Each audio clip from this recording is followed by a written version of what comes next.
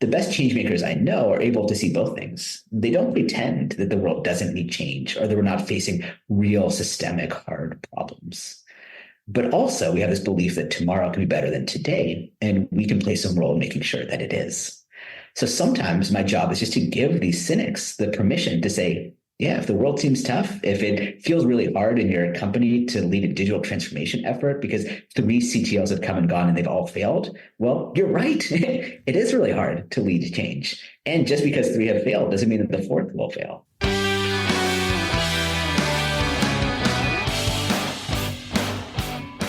Welcome to the Inner Game of Change podcast, where I explore the intricate layers of organizational change alongside insightful professionals. I am your host, Ali Jama, and this is the Inner Game of Change podcast. Joining me today is Alex Budak. Alex is an award-winning educator at UC Berkeley, influential author, and a global speaker. His award-winning Changemaker courses are consistently among Berkeley's top-rated offerings. His book, Becoming a Changemaker, is hailed as a top 5 nonfiction book everyone should be reading about work. Alex's journey began when he co-founded StartSomeGood, which has helped people in over 50 countries raise millions of dollars to launch and scale new change initiatives. In this episode, Alex unpacks the multifaceted path to becoming a changemaker. Together, we dive into the realities of sparking transformative change, discussing the nuances, the challenges, and most importantly, the profound impact that comes with it. I am grateful to have Alex chatting with me today. Well, Alex, thank you so much for your time. I'm so grateful to have you in my podcast, The Inner Game of Change. I'm eternally grateful to have you with me today. Thank you for having me. Thanks for getting up early on a beautiful Melbourne morning. Thank you so much. It's always a pleasure to work with my guests. I'm always available whenever they want me. I did sometimes record podcasts around 2 o'clock in the morning. Knowledge waits for nobody. I'm grateful for everybody's time.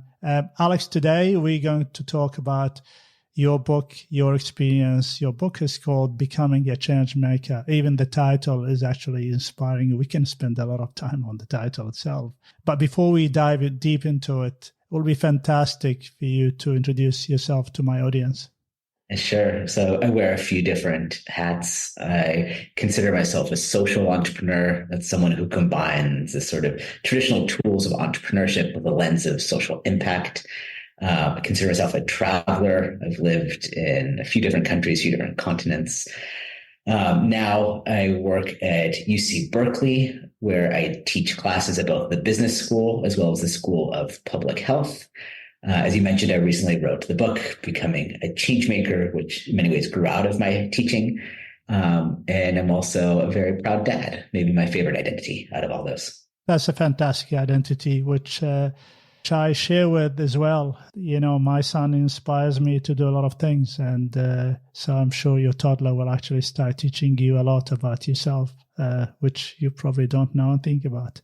So good luck on that journey. Let's just talk about becoming a changemaker. The title implies that becoming a changemaker is a process. Have I got that right? Exactly right. And I want to lean into that. I think like so many things, what's wonderful about it is that it's a process that's maybe never, ever complete. It's not like you sort of reach this moment. I mean, hopefully you finish the book and you feel like you've arrived in some ways, but it's a continual process, something you're always working on. And I think actually owning that as part of the title is important. I got advice from someone who's much better at branding than I am. And he said the title should just be Changemaker. But I thought, no, I actually wanted to include a bit of that journey as well. I hope that no matter where you are in your journey as a changemaker, that this book will sort of capture you there. So it's written in a way that could find people just at the very beginning, maybe have never even heard the term changemaker, perhaps like some of your listeners, and also to folks who maybe have more experience with change, but want to further develop that identity or further develop that toolkit. So I try to write in a very inclusive way, in a way that encourages that continual growth. The word maker in the title implies also that you'll have to take action to get change done. And I think you mentioned also, I'm trying to remember the equation, but I might get this wrong, but let me have a go. I think you mentioned there's an impact equation, and I think you talked about mindset divided by leadership multiplied by action equals impact. Yeah, very, very close. So I can just take it forward. And I think this is a crucial idea. It's impacted a lot of my students, so much so that one of my students actually got this impact equation tattooed on himself. And so I don't think you have to go that far, perhaps, but it's a nice way of thinking about the way you leave your mark in the world. Yes. So what I say, your impact as a change maker is equal to the sum of your mindset and your leadership. So the mindset is really how you see the world. Your changemaker leadership is how you engage with the world. So put that in parentheses. And then you multiply that by your changemaker action. Now, it doesn't take a brilliant mathematician to know that any number that you multiply by 0 is 0. Yes. It doesn't matter if you multiply 1,000,000 by 0, it's still 0. And that's a way of us remembering and calling into a focal point this idea that it's not enough to just have a mindset, not enough to just have leadership, that change makers have to take an action. It doesn't mean that it's easy. It can be really challenging. We can talk a bit about how you kind of overcome the inertia. But every change maker, if you want to have any impact in the world, you've got to start taking action. So without action, nothing happens, obviously. How would you measure that impact, though, Alex? Well, look, in the social entrepreneurship world, everyone's talking about impact measurement, and I don't think anyone gets it quite right. Sure. I'll share a couple of ideas that I think are helpful. So the first, based on sort of bad habits I've seen in the world. Sometimes people like to measure 100 different things, and then they cherry pick the 2 or 3 metrics that make them look the best. That's obviously a mistake. And so I think up front, you need to do some thinking about what are the most important metrics, the 1, 2, or 3 things that tell me, yes, I'm absolutely having an impact. The second is we need to stay away from vanity metrics. That comes from the lean startup world, but it's this idea of metrics that make us feel good or maybe look good on the outside, but aren't actually that meaningful. And so that might be number of followers on Instagram. That could feel really good, but just having followers on Instagram doesn't actually mean you have any impact. That's just a number that makes you feel like you're popular. The third thing I'd suggest is to not forget about the qualitative. We tend to obsess on the quantitative, but I think there's also a role for the quantitative. I was living in Stockholm, Sweden, and running an incubator for change makers, where we would give them basically the salary funding they needed to quit whatever they're doing, focus full time on their idea. And we would ask them to measure their impact. We would ask them not just for the quantitative measures, but also the qualitative. Tell us the story of the work you've done and how that's changed or influenced folks. And then the fourth idea is to root it in something called the theory of change. So if you're a very logical person, this works well for you. It's also sometimes referred to as a logic model. But the idea is you actually start with the vision in mind. So 10, 20 years from now, if things go perfectly, what's that vision? What's the ideal state that you want to be at? Then you work back of it and say, okay, for that to be true, what would have to be true 5 years from now? Okay, for that to be true, what would have to be true 1 year from now? And then you think about what are the metrics, the things that would tell me that I'm on the right path towards that. So I don't have any direct answers there because, again, I think it's a field that we're all trying to figure out as we go. But that's how I would suggest that you at least start thinking about it. So fewer rather than more. Be aware of vanity metrics, include qualitative, and then anchor it in a theory of change and some logic. It sounds like you're talking about the inner game of change. The rules of the inner game of change is that know where you want to head and then start backward with the small steps and make them actionable. Again, you're going back to the idea of taking action, which is really important. You did talk about the vanity measures. It is hard not to have vanity measures. Is your suggestion that they might pop up, but then you'll have to go beyond them?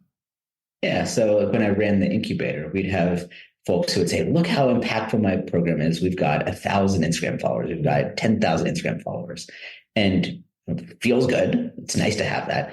But that in and of itself doesn't actually mean anything. If you want to think about social media engagement, look at how many folks are sharing your posts, are engaging with your posts, are giving to someone else. What's the growth? Those types of things. But it's so easy to just fall into the things that make us feel good or look good.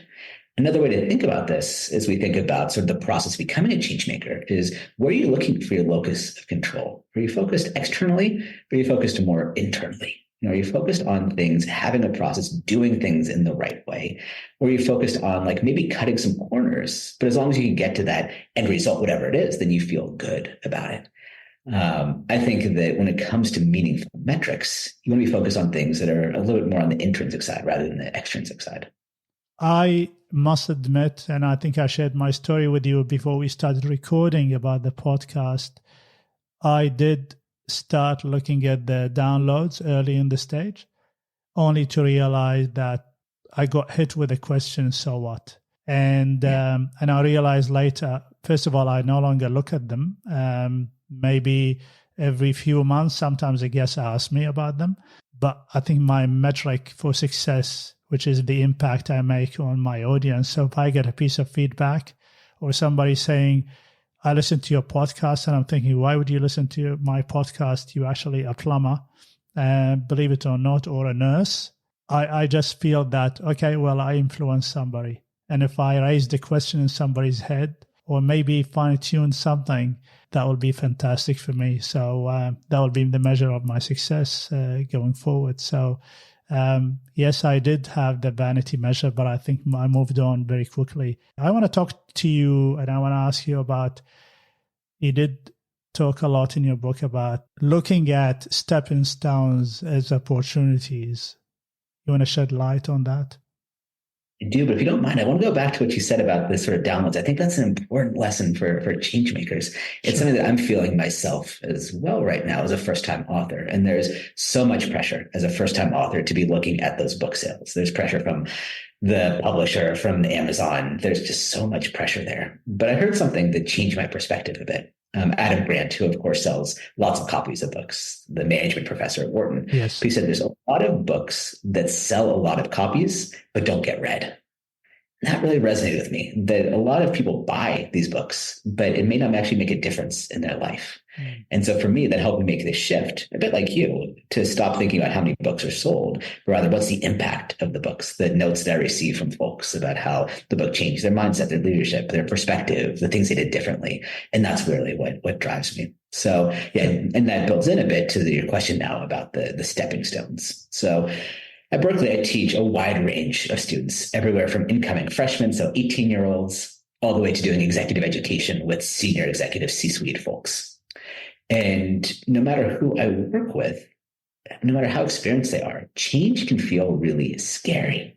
Sometimes we're folks that have that sort of big vision. We can sort of think about, oh yeah, this is where I want to be.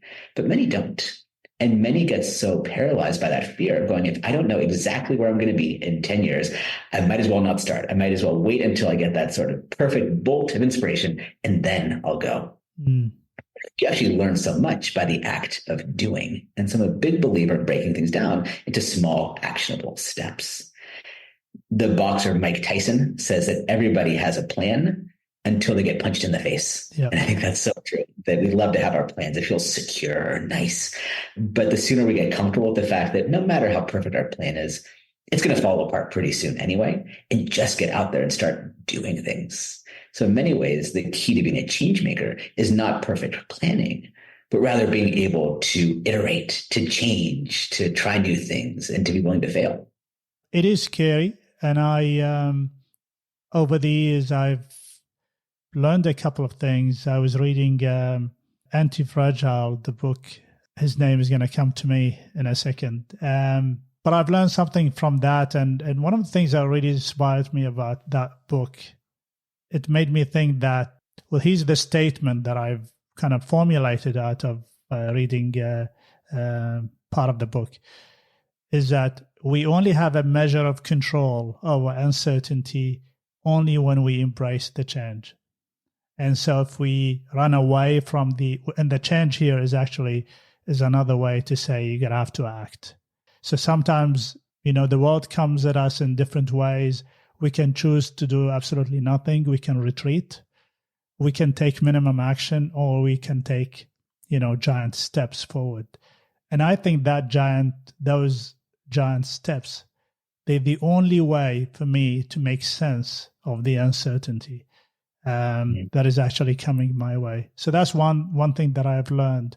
But also I have learned the art of, by all means, dream big, but really start small and start steps. And the examples in the world are everywhere. Apple, IBM, Microsoft, Facebook, all of these guys just started small. But sometimes, Alex, I find that with all the literature, with thousands of years of history, we still struggle to actually understand the formula. So I think in your book, you put sort of a canvas to help change makers. You want to shed some light on that? Yes, this grew exactly out of my experience with all kinds of budding and emerging and change makers, and that everyone finds it so difficult and that we get so overwhelmed with that sort of plan. So for me, I was a social entrepreneur before joining academia. And in my entire life, I wrote one business plan. And the business plan was only to enter a business plan competition. And by the time we wrote that business plan, it was already out of date. Yes. And so I wanted to build something that sort of bridges those two, something that helps you get your thoughts onto paper. And what I wanted to do is I found so many people get paralyzed with fear of what Pfeffer and Sutton at Stanford University called the knowing-doing gap, where it's like, you know what to do, you just can't get over it, you just can't go. And so how can we narrow that gap, make it a little less scary? And so it's a tool that takes maybe 30 minutes, an hour to fill out. I mean, you need to be thoughtful about it, but it's not a heavy, burdensome tool. If you want to take a look, by the way, you can go to my website, alexbudak.com/canvas and download it for free. But that bridges that gap, that it helps you really sit down, understand the problem you want to solve, and look at it from 3 different perspectives. So what's the core problem you're solving? What are the consequences? What are the root causes? What's the systemic change you might make? A few other blocks from the vision, from articulating in one sentence what that change is, as well as thinking about who are the people you engage, because you engage folks in different ways. You might have a core team, but then you also need to think about who are the evangelists, the people who might not be active day to day, but whose buy-in, whose support, whose social proof might be key for this. So again, you spend 30 minutes, an hour up front filling this out. All the blocks are logical. They all sort of flow together. And then by the time you're done, what you find is that your change challenge has shifted from a question of strategy to a question of execution. That we so often confuse strategy and execution when we back and forth between the two, and you start, and instead it says, okay, no, just get it all down on paper. It's one single page, one single piece of paper. And once you do, then the first steps become clear and you start taking action. Now, of course, the plans will change as you go. This is just your snapshot to get you started. But so many people have said that this helps them get over that hurdle, close that knowing-doing gap. And that's what I think a helpful tool can be. It helps us get out of our heads a little bit and start having a bias towards action. We're going to put a link to all your information in the podcast, Alex. I want to ask you a question about your course. It is hailed as a very important course when it comes to change making. What is your insight out of the students that you teach? What would be number one hurdle for them? Is that the outside world? The jungle is too wild for me, and therefore sometimes I take no action. What would be the difference for you between a student that you think will take this and make it happen to a student who, what we described, they are champions in training only? What I love so much about teaching is the magic of being in a classroom, that you never know who will be in that classroom. And every semester that I teach, every week that I teach is different because of this alchemy of sort of who is there and how they interact with the material. And to me, that's just magical. You can't plan for it, just the serendipity that happens. Mm. But I find that there's a couple of different personas in terms of people who take my class. So one group are the idealists. They're people who so want to create change. They believe in the potential of change. They're eager. They're excited. They have this raw talent, and they really just need the ability. They need the tools. They need to know, how do I get my first follower? How do I get folks excited about this? How do I build a movement? And so for them, it's really building those leadership skills, that Changemaker leadership, how you engage with the world. And then the other group are the sort of cynics, the folks that maybe want to believe in change, but think it's not possible, or they feel beat down by it. Maybe they've tried to lead change and it just didn't work.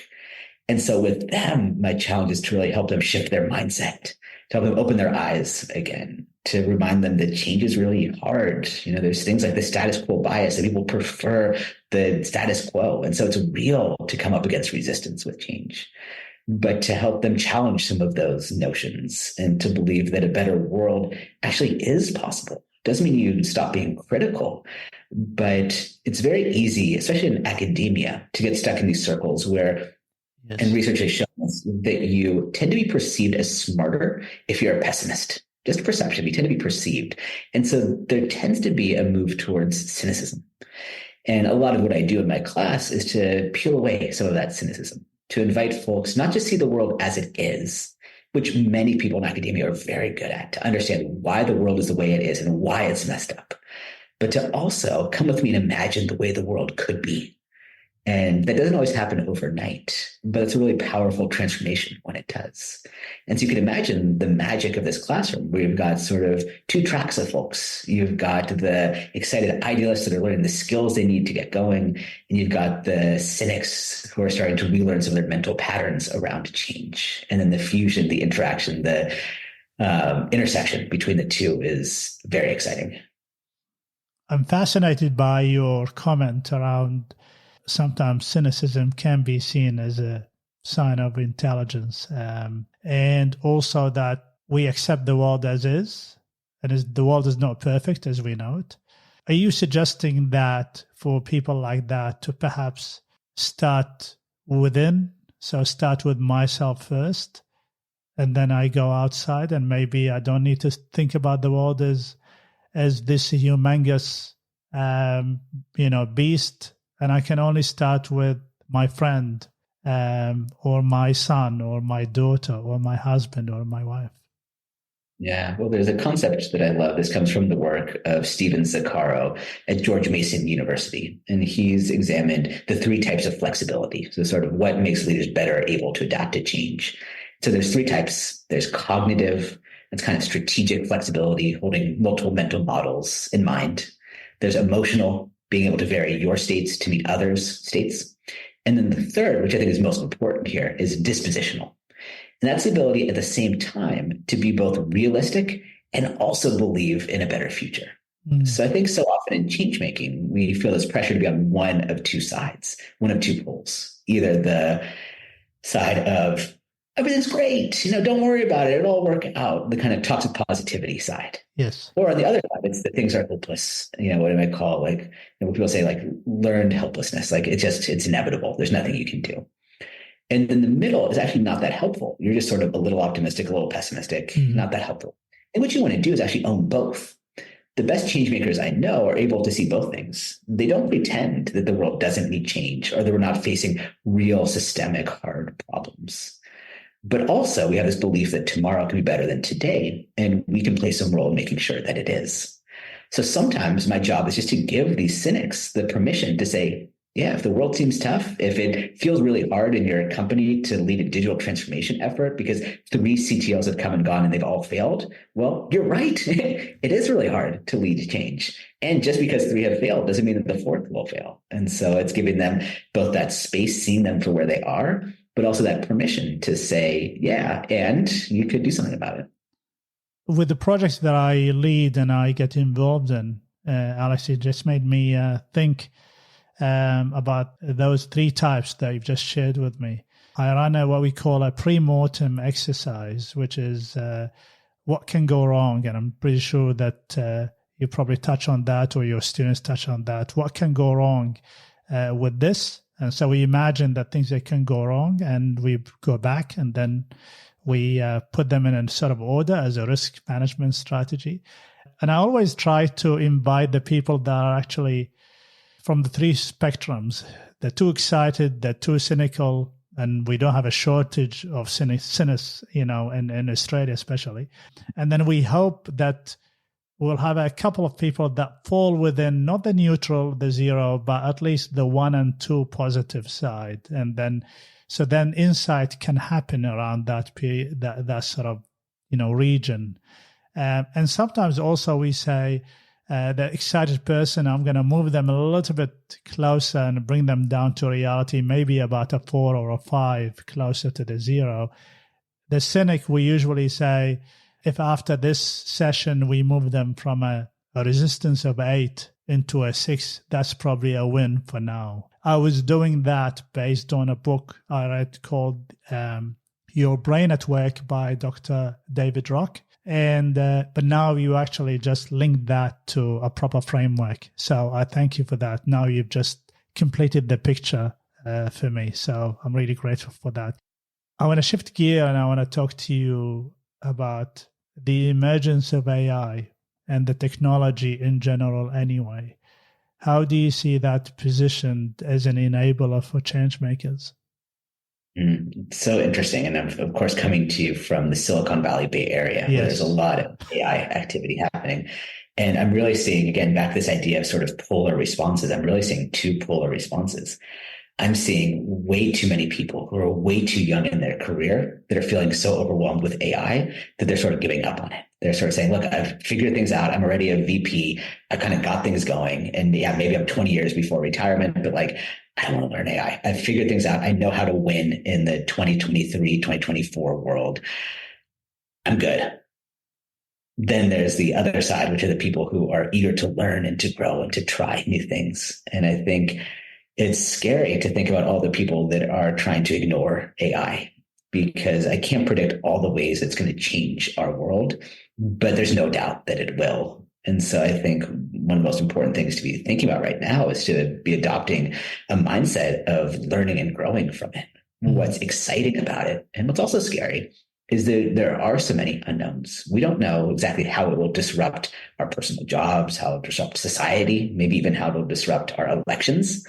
But it's this fascinating tool that I think we no longer have the privilege of ignoring.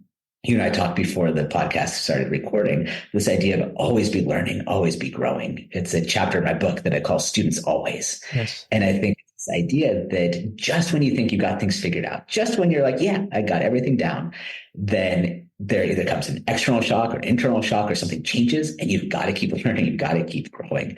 And so I think when it comes to AI, we've got to get over this false notion that like we've reached some plateau where things are steady. Like it's going to be chaotic, it's going to be rocky, and you better jump on and try to learn and figure it out sooner rather than later, because at some point you'll need to, and so better to do it now rather than 5 years from now. Two things I want to comment on. First of all, the student always mindset. I used to compete in martial arts, and after I think about 4 years, I got to my black belt, and I thought that is it, that's the peak. And my Japanese sensei killed my ego by saying to me, "Congratulations, Ali, you can do the basics well at the black belt level." I thought this is and so what martial arts taught me is that no matter what you do, there's always something else that you can learn. And so they go from learning lots of things to detailed things on certain moves. The idea of AI and the uncertainties around it, I actually find personally, I found myself in a position June last year where I just worked with a group of people, dragged into a rabbit hole about an AI strategy for a university. I started learning more about it, and I needed to use it, and I needed to use ChatGPT, and I use Copilot now, and I compare it. I find, unlike a lot of other people, but maybe that's my student mindset, the uncertainties around AI and the potential and the promise is even more exciting than if I've got everything perfected in the technology. So literally, I created my own rabbit hole, and I'm so deep into it now. Because I found that I thought in my age, it's too late for me to actually be ahead or come up with my own solutions and all of that. And AI has offered somebody like me, not only as a tool to help me with my craft, but also like currently I'm working on creating my GPT myself, and I'm playing with it, but I'm not a technology guy. But I'm curious about how this thing happens. So I find that promise in it, and the excitement around it and the potential will be really fantastic. I think it will transform lots of experiences. It's already happening anyway. But the analogy that I use sometimes when you see those camps, I always think that it's like you are in a village and so far away you heard the story that there's a lion in one of the villages. So far away from you, they don't care about it until you start hearing more stories, until you start hearing the roaring of the lion, until the lion will actually be in your village. And so we're saying the only way to actually, again, going back to my statement, the only way to take control of uncertainty is to actually to embrace it and start learning about it. One of the things I love asking my students, what job might you have in the future? And the best part is that so many of the jobs that they have won't even have been existed today. And that's so exciting to think about. And so I agree with that lion analogy that it's hard to perhaps to force us to practice something right now, but there's real value in doing so because the sooner that you get on it, the more good things that will come as a result. There's, I think, great power and agency in doing that. So you can kind of be someone, we sometimes talk about it being above the algorithm or below the algorithm. Are you someone who is affected by the decisions of others? So someone else creates an algorithm and you then have your life affected? Or are you someone who has some say over how that algorithm itself is created? And I think changemakers want to move above the algorithm. How do you look at your learning process? Well, how do you learn things yourself? My learning process has changed a bit having a toddler. It used to be. I learned so much through reading and mostly through audiobooks. I found that I'm a better audio processor. So I listen to a lot of audiobooks. That's changed a bit as I listen to more kid songs than audiobooks. Yes. But some of the patterns still hold. And so it's finding ways to listen to interesting podcasts, interesting new ideas. And then I also learn a lot from the sort of magic of bumping into people, of having people who inspire me and having regular conversations with them, bouncing ideas off of them, getting inspired by what they're reading. And then, of course, I think there's no better way to learn than to teach. The classic saying goes, one person teaches, two people learn. Mm-hmm. And so I think that's what drew me into education in the first place, is that every single day I'm in the classroom. Sure, I'm the teacher, but I walk away with new ideas and new insights. And there's nothing better than that. Alex, are you always curious about your students when they are outside in the jungle and what they actually do and their successes and their stories? Sorry, am I always curious about them? Yes. So when students leave your course and they are graduates and then they go out in the outside world, how curious are you about what they do and what they achieve? Yeah, quite curious. And again, I'm more of a teacher than a researcher, but I've undertaken a study called the Changemaker Index, which is this longitudinal study looking at whether and how people develop as changemakers over time. So every student who takes my class, they take a Changemaker Index pre-survey, so sort of before they've been introduced to the ideas. And it measures all kinds of situational, behavioral, activity type of indices. Then they take it after the class is done. And we also follow up every June with every alumni of my class. And it's a way to see how they're growing and developing both at a macro level, at a population level, but also a chance to reconnect and get a little bit of qualitative data as well and see what folks are up to. And it's been really wonderfully rewarding to see the way my students grow and apply these lessons. In the class, students do a Changemaker project. There's no final exam. And it's been wonderful to see how many of these Changemaker projects have actually continued on, have become venture-funded startups as a result. Or even when the project doesn't continue, that maybe they find their spark in the class. They find that they really care about, educational equality. And that becomes the change they pursue for the rest of their career. And so, yeah, I love keeping in touch with and hearing from former students. How big is the shift you usually see between the pre and after? It varies a little bit by age and experience. So we see a bigger shift among freshmen, a slightly smaller shift among graduate students. It also measures a little bit based on the amount of time that we have. But the greatest level of change we see is around leadership and sort of their ability to bring others into the change. So there, of course, could be self-selection bias, people who take this class who are already at a school like Berkeley. So I'm aware of the sort of biased sample that we have. Yeah.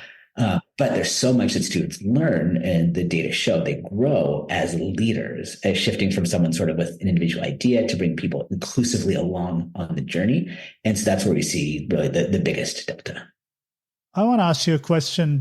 We've got a couple of questions before the end of the podcast. I'm thoroughly enjoying this, and I'm you are giving me a lot of nuggets to think about, especially about the change index and my profession.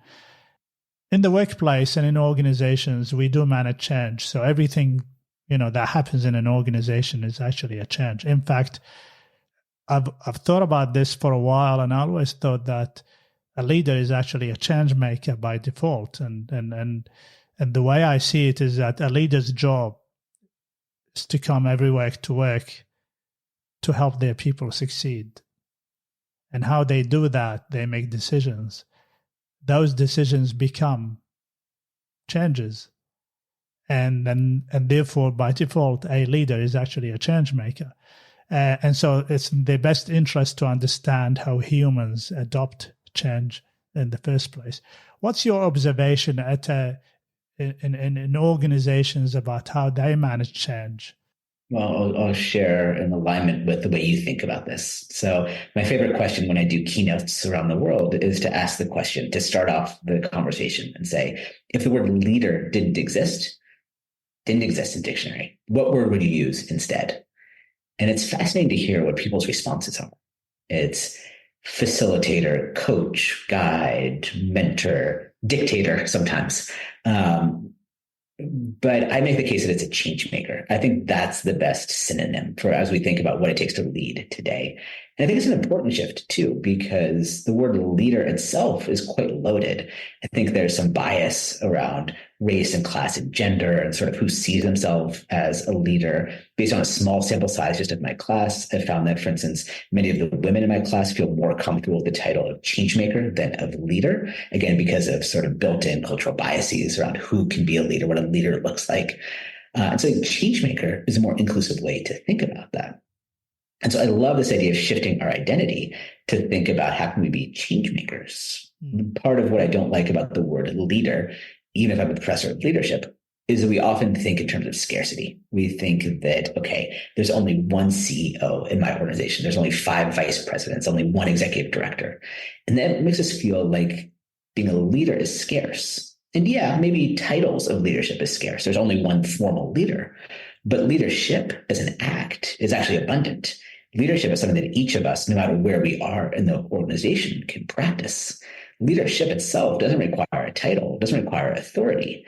And so I love helping people make that shift from thinking about sort of leader as a title, or I'll lead once I'm a vice president, I'll lead once someone tells me I could lead, to instead building that identity as a change maker. And once you have that, it reduces some of those barriers to doing leader-like acts and helping us show up in the best way, both for ourselves and for our teams and our organization. And I love that. It always reminds me that we elect officials and governments with the promise of making a change. And therefore, like we would not vote for anybody that will not bring about change. We've never voted for anybody that will be saying, we'll keep things as they are. I'm voting for you. So the idea is that if I vote for you, then I expect you to be a change maker, which sort of complements what you're actually talking about now. I also find it fascinating that people will value the title leader over a change maker. And I remember maybe 20 years ago, my leadership coach asked me, always measure yourself by impact. How much impact do you actually? And then it took me years to really understand what that even means. So maybe that's just also, I needed to go through the process of going from a title to, from a salary and a title to impact. And in fact, the more you're impactful, it's kind of funny, the more you get opportunities, the more you get paid. So it's it's just the reverse cycle. So that's what they call your market value multiplies by the level of impact you actually have on society. We are coming close to the end of the podcast. Thoroughly enjoying this, Alex, and I'm grateful for your time. I'd like you to share with us, for people like myself in the change management community and influence and relationship building, what would be the things that we need to think about when we go about our work every day? So I would argue that when you're going in trying to lead a change effort, that people get too hung up on getting the right tool, the right process, thinking about what's the process we're doing here. And my feeling is actually a lot of the processes are very good. Almost any process could work. But where I see change often failing is not because you didn't choose the right tool or methodology, right system. It's that you didn't get people bought in with the right changemaker mindset. And so I encourage you and folks that work on change to really focus on that changemaker mindset. How can you get people to stop fearing change, but start seeing the potential in change? Stop seeing change as something that's done to them and rather something that they have a say in. And I think that if you can unlock the changemaker mindset in folks, then it then allows the change management process to open up and go so much more smoothly. So it's not about the tools, it's about the mindset. And so I would start there. Excellent advice, and I will treasure that forever, Alex. Thank you so much for your time. How would people connect with you and reach out to you and get a copy of your book? So check out my website, alexbudak.com. The book is on sale. Becoming a Changemaker, all major retailers. And also I love connecting with folks on LinkedIn. So if you listen to this, you're active on LinkedIn, please send me a note. Let me know, what stood out to you from our conversation, connect there, and very much look forward to staying in touch. So thank you for having me. I really enjoyed our conversation today. Thank you so much for your time. Until next time, Alex, stay well and stay safe. That was fun. Thank you. Great questions. Thank you for listening. If you found this episode valuable, remember to subscribe to stay updated on upcoming episodes. Your support is truly appreciated. And by sharing this podcast with your colleagues, friends, and fellow change practitioners, it can help me reach even more individuals and professionals who can benefit from these discussions. Remember, and in my opinion, change is an enduring force, and you will only have a measure of certainty and control when you embrace it. Until next time, thank you for being part of the Inner Game of Change community. I am Ali Jama, and this is the Inner Game of Change podcast. Very much so. You asked some questions that I don't always get asked, and it's fun to get to go off script a little bit. So thank you for that. Thank you so much for your time. I really appreciate your time. I hope to get you back maybe later in the year or next year and see what you're up to.